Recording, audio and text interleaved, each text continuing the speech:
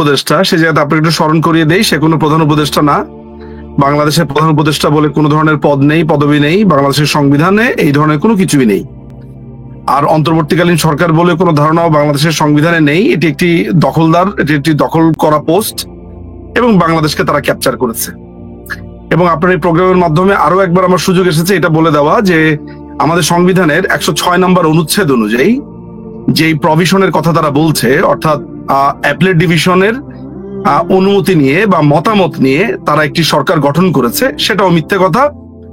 কারণ সেই সময় অ্যাপেলেট ডিভিশনের দুজন প্রধান বিচারপতি এবং যিনি এনায়েতুর রহিম আরেকজন গুরুত্বপূর্ণ বিচারপতি, তারা দুজন ক্যান্টনমেন্টে ছিলেন। এবং আমাদের 106 নম্বর অনুচ্ছেদে পরিষ্কার করে বলা আছে যে ডক্ট্রিন অফ নেসেসিটির কথা যেটা বলা হয়, যে এমন একটা সিচুয়েশন উদ্ভব হয়েছে যে উদ্ভবে কি করণীয় বা আসলে কোনো ধরনের প্রভিশন বা কিছু নেই, এটা কেউ বলতে পারছে না, তখন অ্যাপেলেট ডিভিশনের কাছে রেফারেন্স চাইবেন। কে চাইবেন?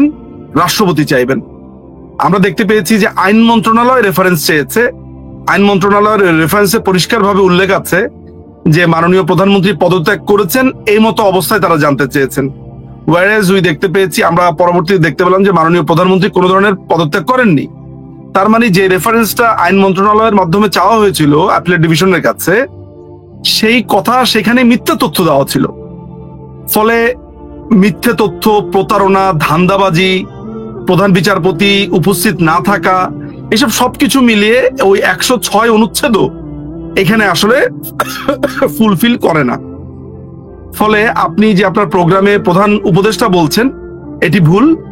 এরপরেও যদি আপনি প্রধান উপদেষ্টা বলেন, এই দায়িত্ব সম্পূর্ণ আপনার।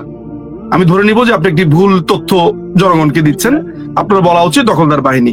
এবার বলুন আপনার কি অংশ ছিল, আমি একটু শুনি। আচ্ছা, আমার প্রশ্নটা ছিল যে তিনি এই পদবি ধারণ করেই, বাংলাদেশের প্রধান উপদেষ্টা পদবি ধারণ করে তিনি এখন আছেন, আমি মানি বা না মানি, তো তিনি আসছেন ব্রিটেনে এটি সরকারি সফর বলে, যদিও তিনি এটা ব্যক্তিগত একটা সফরে এসেছেন একটি পুরস্কার গ্রহণ করার জন্য। তো এখানে এসে তিনি ব্রিটিশ প্রধানমন্ত্রীর সাথে দেখা করার জন্য চেষ্টা করেছেন বারবার, কিন্তু সেটা সফল হননি। ব্রিটিশ প্রধানমন্ত্রী তার সাথে দেখা দেননি। আমি আপনাকে জানতে চাচ্ছিলাম যে কেন ব্রিটিশ প্রধানমন্ত্রী তার সাথে দেখা করেনি, এর পিছনে কোনো বিশেষ কারণ আছে কিনা, আপনার মূল্যায়ন কি? আচ্ছা, প্রথমত এইটা হচ্ছে যে ইউনুসের পক্ষ থেকে বলা হয়েছে যে এটি একটি সরকারি সফর। ইউনুস এবং তার যে এই কথিত দখলদার বাহিনীর যে প্রেস আছে সেখান থেকে বলা হয়েছে। আসলে ইউনুস যেভাবে মনে করছে যে বাংলাদেশের মানুষ আসলে শিক্ষিত না, আমার ধারণা সে সবাইকে অশিক্ষিত মনে করছে, সবাইকে মনে করছে যে তারা আসলে দুনিয়াদারির খোঁজ খবর রাখেন না। এটা আমার কথাই না, ইউনুসের নিজের কথা। ইউনুস যেমন চ্যাথাম হাউসে পরিষ্কার করে বলেছে যে বাঙালিরা টাকা খেয়ে ভোট দেয়, তাই তারা ক্ষমতায় আছে বা এটা প্রলং করছে। সো ইউনুসের চোখে সমস্ত বাংলাদেশি, সমস্ত বাঙালিরা খুবই খারাপ, তারা কিছুই বোঝে না, টাকা খেয়ে ভোট দেয়, সে একা খুবই ভালো। প্রথমত আপনাকে এটা জানিয়ে রাখি যে বাংলাদেশের অসংখ্য ছেলেমেয়েরা, মানুষ, ব্যক্তি, তারা অনেক বড় বড় পদে আছে ইংল্যান্ডে বা সারা বহির্বিশ্বে। আর পৃথিবীটা এখন হচ্ছে যে একটা হাতের মুঠোতে একটা ফোন থাকলে আপনি জানতে পারবেন আসল ঘটনাটা কি। আপনি নিশ্চয়ই এটা বুঝবেন যে একটি সরকারি সফর মানে হচ্ছে একটি হোস্ট করছে একজনকে। অর্থাৎ আমি যদি বাংলাদেশ হই আর আমি যদি ব্রিটেনের প্রধানমন্ত্রীকে হোস্ট করি, তাহলে তার বিমান ভাড়া থেকে শুরু করে তার সমস্ত কিছু আমি হোস্ট করব। বাংলাদেশে আসার খরচ, বাংলাদেশে আসার পরে তার হোটেল, সেখানে খাওয়া দাওয়া, তার যাতায়াত, তার সিকিউরিটি, সবকিছু আমি মেনটেন করব। প্রথমে আমাদেরকে বলা হলো এটি একটি সরকারি সফর, হুইচ ইজ ইনকারেক্ট। তারা এসে এখানে ডরচেস্টার হোটেল যেটা আছে, ব্রুনাইয়ের যে সুলতান বা ব্রুনাইয়ের সুলতান, তার একটা হোটেল, খুবই এক্সপেন্সিভ একটা হোটেল। আপনি জানেন যে ওদের 5 দিনে তারা 37টা রুম ভাড়া করেছে। মজার ব্যাপার হচ্ছে তারা বাংলাদেশ হাই কমিশনের কর্তা ব্যক্তিদের জন্য রুম ভাড়া করেছে। মানে যেই সব হাই কমিশনের কর্তা ব্যক্তিদের নিজেদের থাকার জায়গা আছে এবং সেটা সরকারি বাসস্থান, গাড়ি আছে, যারা হাই কমিশন থেকে ইজিলি ড্রাইভ করে এসে ইউনুসের সাথে দেখা করতে পারতেন, তাদের জন্য হোটেল নেওয়া হয়েছে। 37টা রুমের ভাড়া 3.5 কোটি টাকা তারা বিল, সেখানকার খাওয়া দাওয়া বাবদ পে করেছেন। এই 3.5 কোটি টাকা কার? এই 3.5 কোটি টাকা কি ব্রিটিশ গভর্নমেন্টের? না, এই বিলটা করা হয়েছে বাংলাদেশ হাই কমিশন বরাবর। সেই রিসিপ্ট আমাদের কাছে আছে, আপনার লাগলে বলবেন, আমরা আপনাকে পাঠিয়ে দেবো। আমার ধারণা আপনি এরই মধ্যে সেটা দেখতে পেয়েছেন। আচ্ছা, এরপরে আসি আপনার অ্যাওয়ার্ডের ব্যাপারে। আমরা যেটা দেখতে পেয়েছি যে প্রিন্স চার্লস যে কিংস যে ফাউন্ডেশনের যে অ্যাওয়ার্ড, সেই অ্যাওয়ার্ডে ইউনুসের কোনো নামগন্ধ নেই।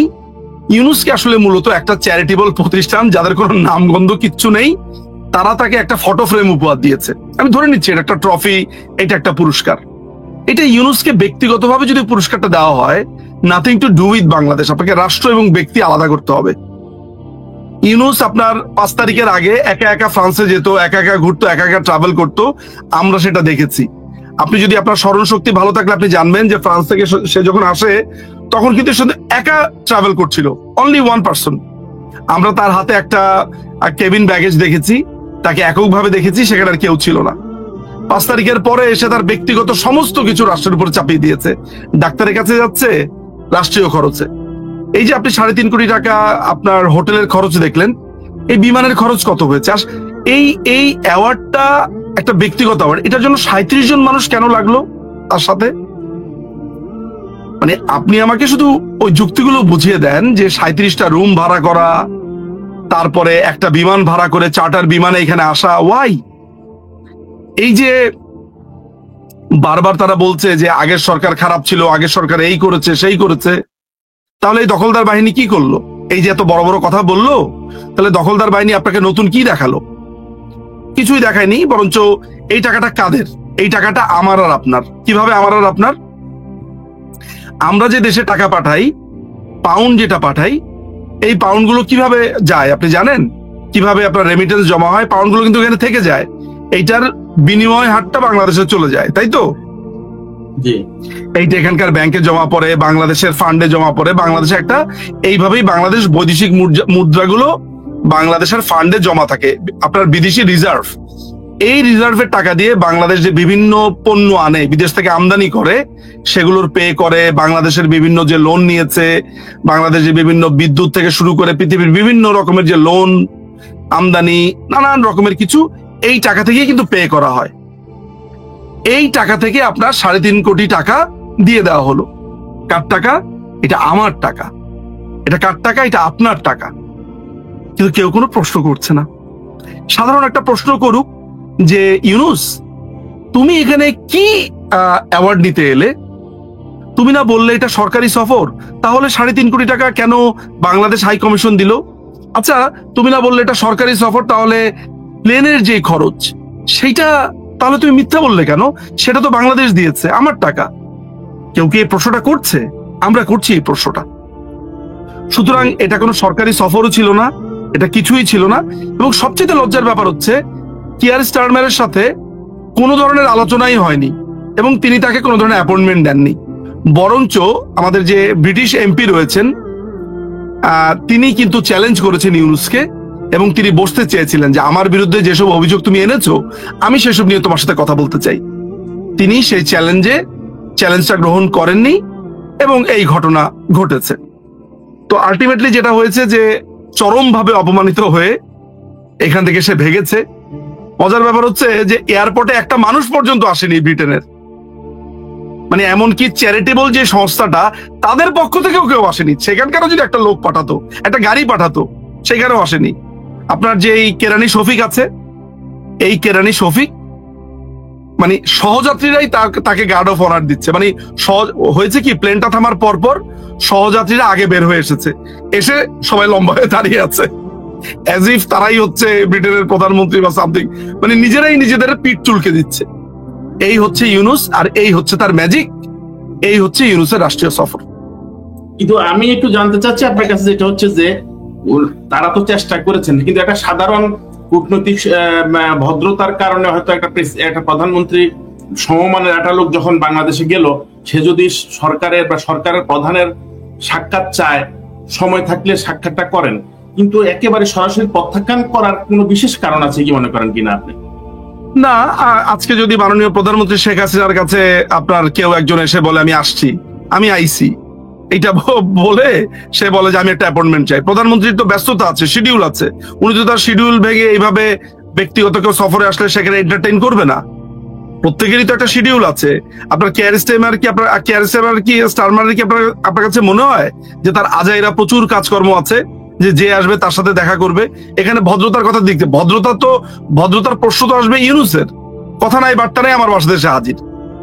দাওয়াত দেই নেই, কিছু নেই, আমার বাসাতে এসে হাজির। এই লজ্জা হওয়ার কথা তো ইউনূসের, এবং সে বাংলাদেশকে লজ্জিত করেছে। কথা নাই বার্তা নেই, অন্যের বাসাতে গিয়ে হাজির হয়ে গেছে দাওয়াত ছাড়া। আমি এই কথাটাই আপনাকে প্রশ্ন করতে চাচ্ছিলাম আবার, যে তিনি যে পুরস্কারটা নিতে আসলেন সেটা হারমোনি অ্যাওয়ার্ড নামে আপনি, আমার মনে হয় আমি আপনাকে আরেকটু শুধরে দিব, পুরস্কার না, একটা ফটো ফ্রেম নিতে এসেছে। একটা প্রিন্টেড কাগজ যেটা ফটো ফ্রেমের ভেতরে ছিল। আপনি দেখেন, এটা পুরস্কার না ফটো ফ্রেম।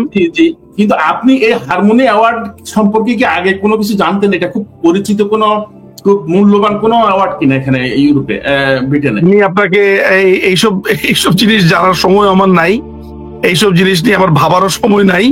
আপনার প্রিন্স চার্লস একটা বেকার মানুষ, এই দেশের মানুষের ট্যাক্সের টাকা দিয়ে তাদের জীবনযাপন চলে। এটা মোনার্কি, এই সিস্টেম, আমার কিছু বলার নাই। প্রিন্স চার্লসকে যেখানে আপনি দাওয়াত দিবেন তিনি সেখানেই চলে যান। এরকম অনেক, আমি প্রিন্স চার্লসের দাওয়াত হয়েছে এরকম অনেক জায়গাতে, আমি অন্তত পক্ষে 2টা প্রোগ্রামে গেছি। সুতরাং আমি তাকে অপমান করছি না, কিন্তু আমার কাছে মনে হচ্ছে যে প্রিন্স চার্লস এরকম প্রচুর দাওয়াত যান, এটা খুব একটা গুরুত্বপূর্ণ বিষয় না আমার কাছে। আচ্ছা, ধন্যবাদ। আমি আরেকটি প্রশ্ন করব। আপনি নিশ্চয়ই দেখেছেন যে বিবিসির সাথে তিনি ডাক্তার ইউনূস একটা সাক্ষাৎকার দিয়েছিলেন। বিবিসির সাংবাদিক রাজিনী বৈদ্যনাথ তিনি এই বিষয়ে ডক্টর ইউনূসকে প্রশ্ন করেছিলেন যে কেন আপনি হতাশ কিনা প্রধানমন্ত্রী আপনার সাথে দেখা করেননি। তিনি তার উত্তরে যে কথাটি বলেন আমি আপনাকে পড়ে শোনাচ্ছি। তিনি বলছেন, আমি জানি না আমি হতাশ হব না, তিনি কোন কারণে একটা সুযোগ হারালো আমি জানি না, এই জন্য বাংলাদেশে আসা উচিত। একটু নির্ভর থাকবেন, বাংলাদেশের পরিস্থিতি উপলব্ধি করবেন এবং এই মর্ম বুঝতে পারবেন। এখন আমি ব্যক্তিগতভাবে ওনার এই কথার কোনো অর্থ বুঝিনি। আপনি কি এর কোনো অর্থ মর্ম উপলব্ধি করতে পারছেন ওনার উত্তরটা? আমি আপনার কথা শুনে আমি যেটা বুঝতে পারছি, সেটা যদি আমার নিজের ভাষাতে তর্জমা করি তাহলে ব্যাপারটা এরকম দাঁড়ায় যে আমাকে প্রশ্ন করা হয়েছে যে ব্রিটিশ প্রধানমন্ত্রী আমার সাথে দেখা করলেন না কেন। জবাবে আমি যেটা বলেছি, আমি জানি না আমাকে কেন জুতার বাড়ি দেওয়া হলো, আমাকে এইভাবে অপমান করা হলো। তবে আমি বলছি যে আমাকে অপমান না করে একটু আমার বাসাতে আসেন, দেখবেন আমি আপনার জন্য কত সুন্দর ব্যবস্থা করে রেখেছি। আমার কাছে এইরকমই উত্তরটা মনে হয়েছে। আর it doesn't make any sense to me, বাংলাদেশে টাকা খরচ করে 3.5 কোটি টাকা আপনার হোটেলের বিল উঠিয়ে, তারপরে আপনার প্লেন ফেয়ার, কোটি কোটি টাকা প্লেন ফেয়ার দিয়ে চার্টার বিমান করে এনে এখানে আপনার তারেক রহমানের সাথে দেখা করা, এটাই যদি উদ্দেশ্য হয় তাহলে বললেই হতো। তাহলে এখানে আপনার একটা ফটো ফ্রেম নেওয়ার জন্য এসেছে, এটা বলা তো একটা হাস্যকর ব্যাপার, তাই না? আচ্ছা, এখানে আপনি তারেক রহমান সাহেব সম্পর্কে প্রশ্নটা নিয়ে আসলেন। উনি তারেক রহমান সাহেবের সাথে এখানে বৈঠক করলেন। বৈঠক করার পরে, একান্তে বৈঠক করার পরে যে যৌথ একটা বিবৃতি দিলেন, সেখানে খলিল সাহেব, তিনি উপদেষ্টা খলিলুর রহমান, তিনি যে কথাটি বললেন যে তার অর্থটা এই দাঁড়ায় যে 2026 সালের ফেব্রুয়ারিতে একটা নির্বাচন হওয়ার সম্ভাবনা আছে। তার মূল কথাটা এইটুকুই শুধু। এখন আমার কথা হচ্ছে যে আপনি কি মনে করেন যে এই কথাটি বলার জন্য গোপন বৈঠক করার কি প্রয়োজন, বা বাংলাদেশ থেকে এরকম বহর নিয়ে তারেক রহমান সাহেবের সাথে দেখা করার কি প্রয়োজন, নাকি ভিতরে অন্য কোনো খেলা? এইটা আমার একই কথা রিটারেট হবে। আমি বারবার একই কথা বলতে চাই না। আমি শুধুমাত্র আপনাকে যেটা বলবো সেটা হচ্ছে যে বাংলাদেশের সাধারণ জনগণই প্রশ্নটা তুলুক। আমরা তো তুলেছি, আমরা বাংলাদেশ আওয়ামী লীগের সমর্থক যারা আছি, বাংলাদেশের অন্যান্য সাধারণ মানুষের বেশ কিছু অংশ তুলেছে, মানে আপামর জনসাধারণই প্রশ্নটা তুলুক যে এই প্রশ্নটা খুবই স্বাভাবিক, খুবই সিম্পল একটা কোশ্চেন, যে ইংল্যান্ডে কি আপনি কোনো ট্রেড ট্রিটিতে এসেছেন, মানে কোনো বাণিজ্য চুক্তি, কোনো ধরনের আপনার দুই দেশের কোনো ধরনের সহায়তা দেবে এমন কোনো চুক্তি, কিংবা কোনো মিউচুয়াল অফ আন্ডারস্ট্যান্ডিং যেটাকে আমরা MOU বলি, বা কোনো বাণিজ্য সম্ভাবনা বা এমন কিছু। সোজা কথা হচ্ছে যে এই G2G, গভর্নমেন্ট টু গভর্নমেন্ট কোনো ধরনের চুক্তি, কোনো ধরনের পরিকল্পনা, কোনো ধরনের আপনার এমনকি কোনো দান খয়রাত আপনি নিতে এসেছেন কিনা। অনেক সময় তো দান খয়রাত নিতেও আসে, সেটাও কি নিতে এসেছেন কিনা, কোনো অনুদান নিতে এসেছেন কিনা, কোনো কনফারেন্সে এসেছেন কিনা, নাথিং। আমরা শুধুমাত্র দেখতে পেয়েছি যে এখনো যার 10 অস্ত্র মামলা এবং 21 আগস্টের গ্রেনেড হামলার মামলা যার বিরুদ্ধে চলছে তার সাথে দেখা করতে এসেছে, এবং আমরা সেখানে দেখলাম যে 2 জন 15 মিনিট আধা ঘন্টার মতো কথা বলেছে, এতটুকুই। তো এই আলোচনা করার জন্য ইউনূস তো নিজে নিজেই আসতে পারতেন। এটার জন্য কেন এটাকে সরকারি একটা আপনার